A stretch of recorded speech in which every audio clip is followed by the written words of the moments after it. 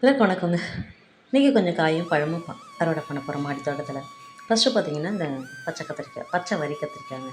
இது தாங்க இப்போ நிறைய காய்ச்சிட்ருக்குது.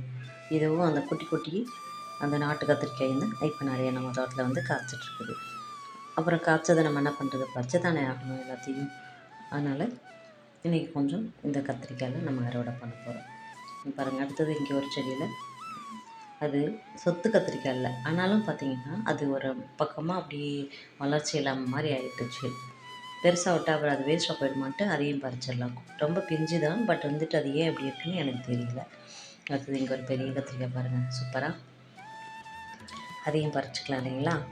அதுக்கப்புறம் பார்த்திங்கன்னா சூப்பரான எனக்கு பிடிச்ச மாடி தோட்டத்தில் எல்லா செடிக்கும் ராஜா மாதிரி இருக்கிற நம்ம சாத்துக்குடி செடி, அதில் தாங்க சூப்பராக பழம் மட்டும் இருந்துகிட்டே இருக்குங்க. எப்போ பார்த்தாலும் தொடர்ந்து பார்த்திங்கன்னா நிறைய காய்ச்சிட்டே இருக்குது. எனக்கு ரொம்ப சந்தோஷம். வெயில் நாளில் கூட பார்த்திங்கன்னா அது வந்துட்டு நிற்கவே இல்லைங்க. பிஞ்சு வைக்கிறது, காய வைக்கிறது பாருங்களேன் எவ்வளோ அழகாக சூப்பராக உடச்சி எடுத்துகிட்டு பாருங்கள் கையாலே.